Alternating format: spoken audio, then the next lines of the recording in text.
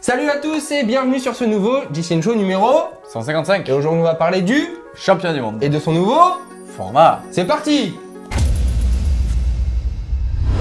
Comme vous le savez peut-être, le championnat du monde approche. Il se déroulera à Glasgow, en Écosse. Et quelles sont les dates, mon petit Max? C'est du 3 au 13 août. 3 au 13 août. On va pouvoir suivre tout ça sur GCN+. Et par contre, au niveau des disciplines, il y en a un paquet cette année. 13, 13 cette année. Mais alors pourquoi justement on les réunit au même endroit? En fait, ils ont réuni au même endroit pour pouvoir en faire toutes les sélections pour les JO de l'an prochain. Est-ce qu'on pourrait dire d'ailleurs que c'est une espèce de répétition? Comme le test event pour le triathlon, tu veux dire? Qui se déroulera à Paris bientôt? Ou même pour, ils ont même fait ça pour la cérémonie d'inauguration sur la scène. Voilà, ils font des tests. Clair, ouais. Non, mais je pense que c'est surtout par rapport aux nouvelles disciplines qu'ils ont rajoutées. C'est vrai que maintenant, avec 13 disciplines, ça commence à faire beaucoup.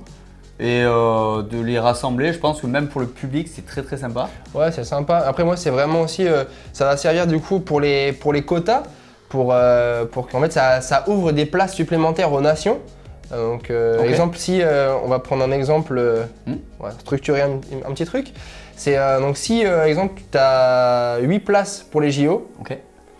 Si tu as une nation qui a 2 coureurs dans le top 10 sur ce championnat du monde, il a donc 2 places supplémentaires pour aller aux JO. Voilà, c'est un peu, ça sert à ça. Mais par contre, voilà, ce championnat du monde, ce super championnat du monde, arrivera uniquement tous les 4 ans, l'année avant les Jeux Olympiques. Voilà, ça sert vraiment qu'à ça. Et en soi, c'est une bonne chose parce que voilà, il y a beaucoup de public au même endroit, ça va être plus simple parce qu'on a vu aussi, on verra tout à l'heure, qu'il y a des coureurs qui vont faire 2 disciplines. Donc je pense que c'est plutôt pas mal pour mettre en avant les performances de certains. Complètement. Et puis le fait de tout rassembler dans la même ville, oui c'est ça, ça facilite les choses pour le public. Par contre, apparemment, la ville de Glasgow, c'est pas la plus facile pour les logements. Parce qu'apparemment, il y a tellement d'athlètes qui viennent que du coup, il y aurait même des problèmes de logement. Non, par contre, on se souvient aussi, c'est pas la plus facile non plus pour rouler. Parce qu'on se souvient du championnat d'Europe. Lorsque c'était Matteo Trentin qui l'avait emporté, c'est un peu ça vire à droite à gauche et en plus est-ce que la météo va être bonne, ça on verra. Non, il pleut. Mais il va pleuvoir, c'est l'Écosse. C'est sûr. Donc on s'est dit aussi qu'il y avait 13 disciplines. Les 13, on va les citer. Tu commences? La première, elle me concerne particulièrement parce que je suis qualifié. Tu es qualifié. J'aurais pu aller au championnat du monde, mais non, d'ailleurs c'est quand même assez incroyable qu'ils réussissent à mettre des amateurs dans ces championnats du monde. Très clairement. J'ai pas l'occasion je peux pas y aller parce que je travaille trop. Ici. Mais non, mais c'est surtout que clairement, c'est pas ma place, c'est pas ma discipline. Mais le jour où il faut un championnat du monde ultra distance, j'y serai par contre. Ouais, tu seras, jamais. J'en suis certain. Et du coup, voilà, donc cette discipline, on parle bien du grand fondo. Hein. Exactement. C'est clair. On va faire plaisir à notre petit Brice. Oui, avec du trial. Le championnat du monde de trial. C'est clair. C'est vrai que le trial, on a tendance à pas trop en parler, mais la discipline perdure et on a des grandes chances de médailles aussi en plus. Après, on enchaînera aussi avec du BMX freestyle au niveau du flat. Au niveau du flat. Voilà, pareil, hein, avec les Français qui. Ça va être la sélection, va être compliqué parce qu'il y en a beaucoup de très très bons. C'est clair. Donc on va voir. Ça, c'est l'équipe de France qui les sélectionne directement. C'est clair. Après, on aura du BMX freestyle, mais en parc.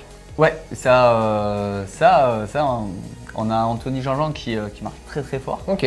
Cette année, entraîné par Patrick Guimez. Donc on va voir tout ça. Je crois que l'équipe féminine aussi française est plutôt solide. Ok. Donc ils ont un beau parcours à Montpellier pour s'entraîner. Donc ça va être intéressant. Ça va être sympa. Et après, on va rester une dernière fois sur du BMX avec du BMX Racing. Ouais. Là, c'est quand même un peu plus, ça fight un peu plus quoi. BMX Race. Mais là, par contre.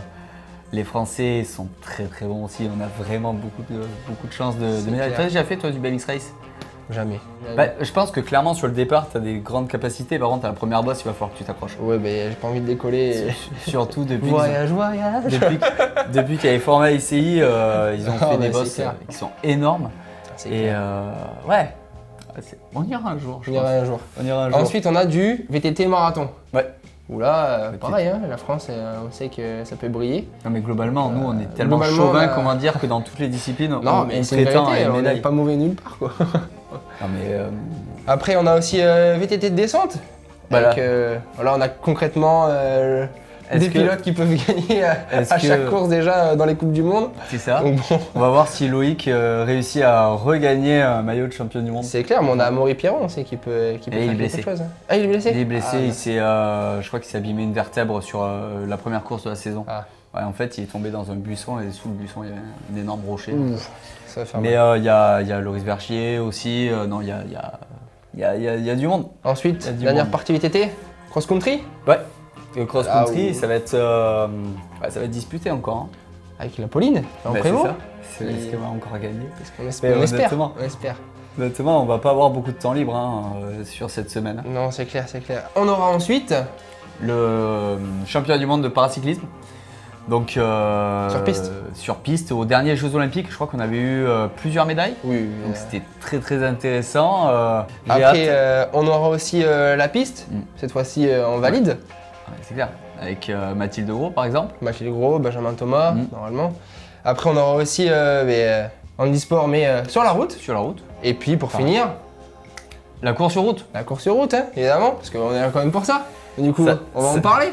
C'est ça. Sachant que sur la course sur route, on a quand même plus de 7 jours de course. Hein. Ouais, non, c'est énorme. Avec toutes les catégories, ça va être toutes les catégories, entre junior, espoir, pro-femme, pro-homme, les chronos, les relais mixtes, ça fait quand même beaucoup. Donc voilà, tout le long du championnat, il y aura des courses sur route.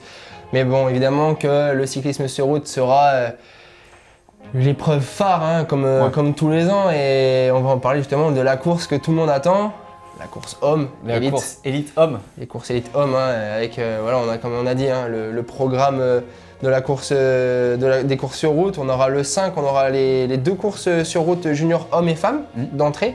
Après le 6, la course route élite homme qui arrive quand même très tôt. Normalement, d'habitude, c'est plus le chrono avant et les courses en ligne après. Mais au final, là, ça laisse aussi la possibilité de faire le chrono quand des fois, c'est pas forcément l'objectif premier, si on est qualifié, si on est sélectionné du moins par la nation. Le 7, il n'y a pas de course, repos pour tout le monde, parce qu'il faut bien se reposer un petit coup des fois. Le 8, surtout le chrono par équipe relais mixte. Le 9, le contre-la-montre individuel espoir homme. Le 10, ce sera 100% féminin avec le chrono élite femme et le chrono junior femme. Le 11, cette fois-ci, ce sera la même chose, mais version garçon avec le chrono indiv élite et junior pour les hommes. Et ensuite, le 12, course espoir homme, course en ligne espoir homme, où on a aussi des chances de voir des petites médailles. Et enfin, pour finir, le 13, la course en ligne élite femme. Honneur aux dames pour finir. Ah, c'est rigolo parce que du coup ils nous mettent à la fin de la semaine les élites femmes et au début de la semaine quasiment les élites hommes. Ouais, mais après c'est justement, je pense que pour les audiences c'est peut-être aussi… ça se chevauche pas au moins, c'est chacun à sa place, c'est très très sympa.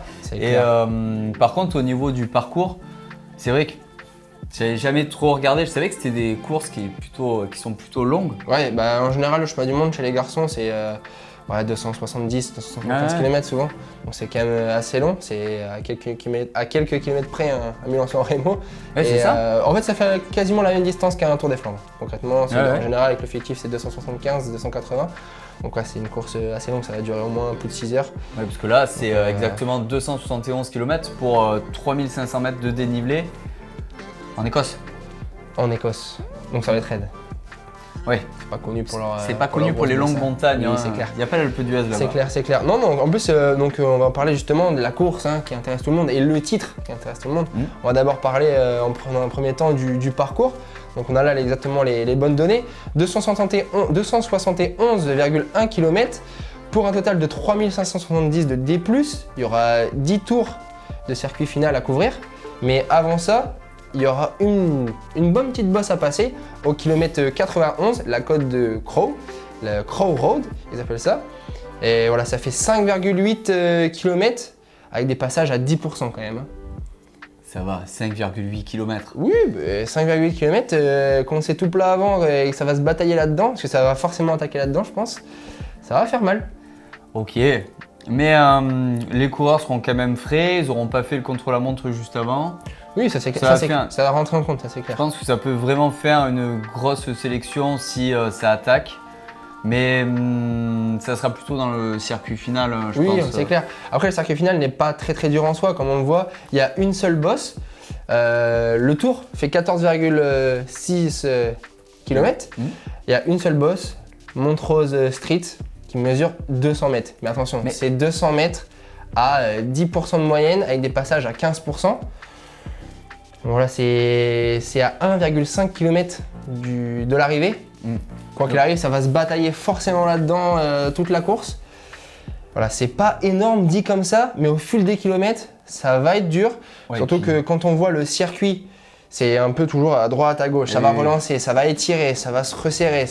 Voilà, ça va tout le temps être en mouvement et je pense que ça va vraiment user les organismes. Et une fois mal placé, 2 fois mal placé, 3 fois mal placé, au bout de 250 bornes, ça va faire mal. Ouais, c'est clairement un parcours pour les échappés, pour les punchers et pas du tout pour avoir un sprint en peloton comme. Non, je pense pas qu'il peut y avoir un sprint en peloton, mais franchement, je pense que ça va être plus comme en Norvège. Je me souviens quand Sagan est champion du monde, ça va être un peu voilà.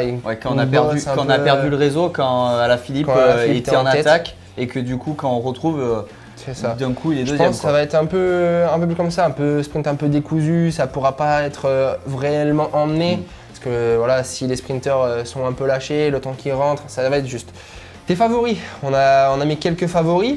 Et alors le premier, évidemment, champion du monde sortant. Qui va défendre son titre. Je pense que la Belgique a une équipe ultra solide, comme d'habitude. Oui. Donc à voir avec Van Aert comment ils arrivent à s'organiser. On sait qu'il est en forme, hein, il revient.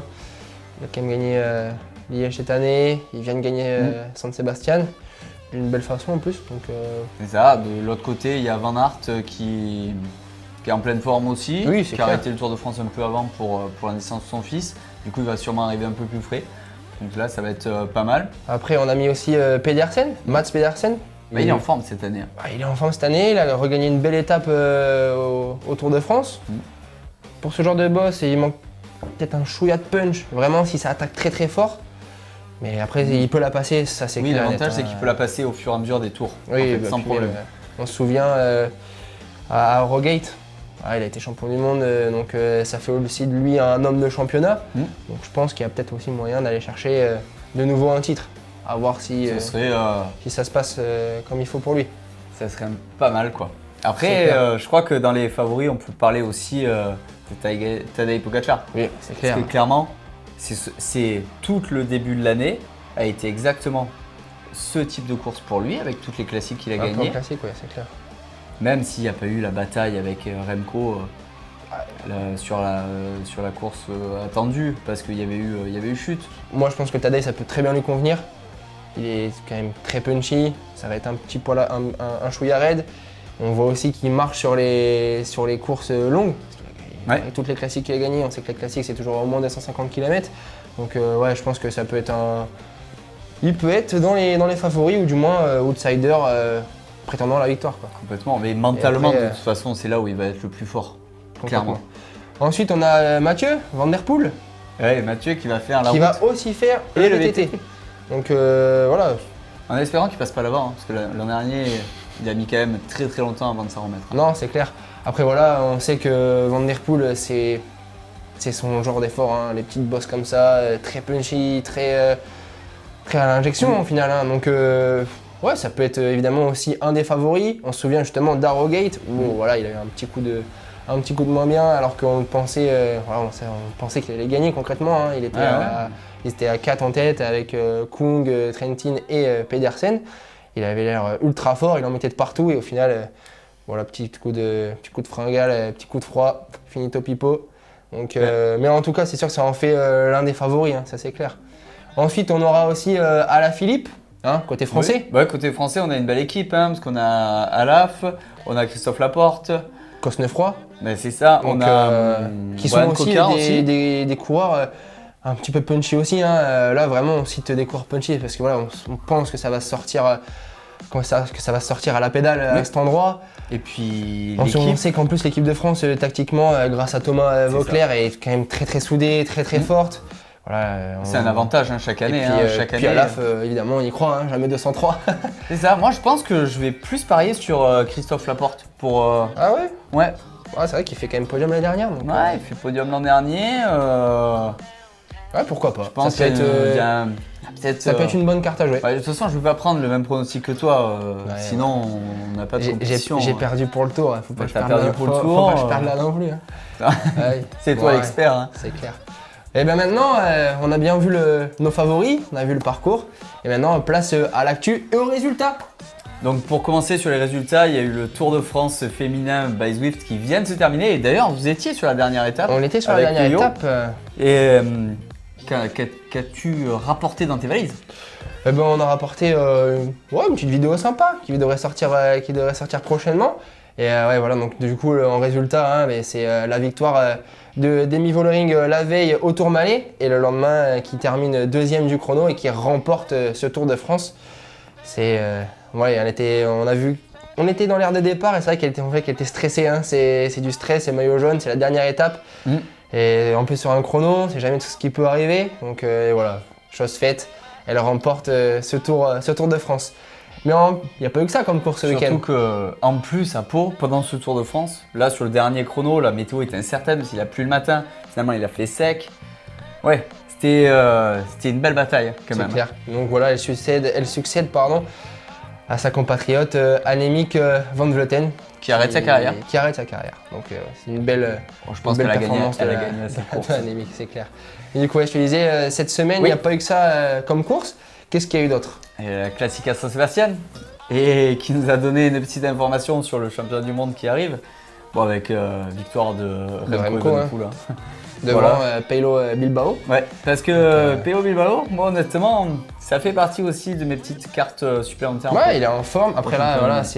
c'est pas le même type de boss non plus, hein, comparé au championnat du monde. Il a gagné une étape sur le tour. Ouais, c'est Là, clair. il finit Mais 2 en bataillant avec Remco. Ouais, c'est clair. c'est peut-être le retour de l'Espagne. C'est clair. Bon, un petit résultat pour toi. Ouais, hein. c'est ça.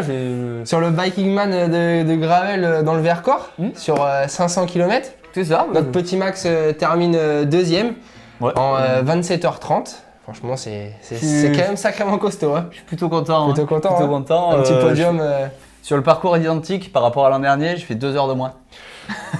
ça se Autant prend. vous dire que là, Ça a déroulé vite, aujourd'hui, j'ai mal aux jambes.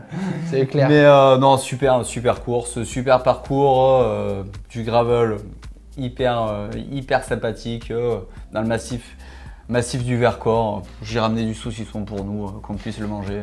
Je me suis régalé. Toi, par contre, tu as eu un sacré cadeau, un sacré Ouais. carton cette semaine. Petite Pendant que pépite, j'étais pas là. petite pépite qui est arrivée en fin de semaine. Hein. Alors, Le nouveau Colnago TT1.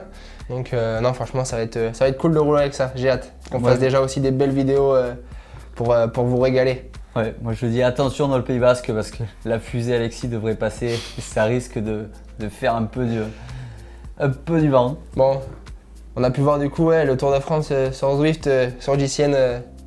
Mais qu'est-ce qu'il y aura à voir du coup prochainement? Mais ça, je te pose la question justement parce qu'il me semble que c'est ta discipline. Ouais, déjà, avant de parler de ma discipline, il y a le championnat du monde qu'on pourra retrouver sur le JCN+, du 3 au 13. Et voilà, comme disait le Max, il y aura aussi Oui. à suivre le PTO, donc c'est du triathlon en format L, ça sera l'US Open. Donc format L, c'est 2 km de natation, 80 km de vélo et 18 à pied. Et voilà, il y a une sacrée start list avec les Américains Ben Kanute et Sam Long qui joueront à domicile. Mais on a aussi surtout Yann Frodeno, hein, la légende du triathlon longue distance, courte distance aussi, il ne faut pas oublier qu'il était champion Ouais. olympique. Et voilà, on aura aussi Christian Blumenfeld, hein, l'actuel champion du monde Ironman de la distance 73. Donc ouais, ça va être costaud et moi je vais le suivre. Et c'est sûr, parce que c'est nouveau maintenant, GCN+, se retransmet les triathlons en format Ironman. C'est clair. Donc non, c'est assez sympa. Hein. Donc je pense, par hein. contre après, qu'est-ce qu'on peut retrouver aussi? Alors cette semaine sur GCN+, chaque semaine on a des reportages, là on en a un qui est super intéressant. C'est Simon Richardson et James Lowsley Williams, donc les deux présentateurs anglais iconiques. En fait ils sont partis visiter, faire du gravel dans le Népal, entre le Népal et le Tibet. Ils ont même fait une tentative de com pas loin de l'Himalaya. J'ai regardé le trailer, c'est absolument incroyable. J'ai vu qu'ils roulaient avec des vélos 3T. du coup des 3T Ultra dessus. Ouais, honnêtement, ça fait partie des reportages t'aimes bien, qu'il faut cocher. Ça te donne envie. Ah bah moi, je compte y aller, hein, clairement. T'as déjà monté des sommets à plus de 5000 mètres en vélo? Ouais, jamais de la vie. Ça peut être hyper intéressant. Et non, je vais regarder, c'est vraiment un beau reportage. Donc j'ai hâte de voir ça. Du coup, on va finir. Hein. Le petit vélo du mois. Le vélo du mois. Le vélo du mois, c'est. Tu nous le représentes? C'est Ethan qui gagne avec son Merida Reacto aux couleurs de la Bahreïn. Qu'est-ce qu'il gagne comme petit cadeau? Oui, il a gagné un bidon Elite 750 tout noir. Tout parfait. Donc voilà. Bon, ça touche à sa fin. Hein. Allez. Donc merci d'avoir suivi ce GCN Show numéro 155. Et puis nous, on va se retrouver prochainement. À bientôt. Ciao.